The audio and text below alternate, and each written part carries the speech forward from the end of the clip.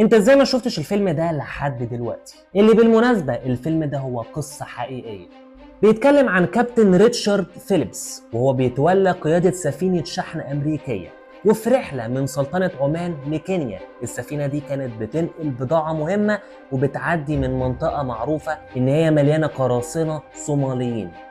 في يوم عادي السفينة دي بتتعرض لهجوم من القراصنة دي بقيادة قرصان اسمه موسى.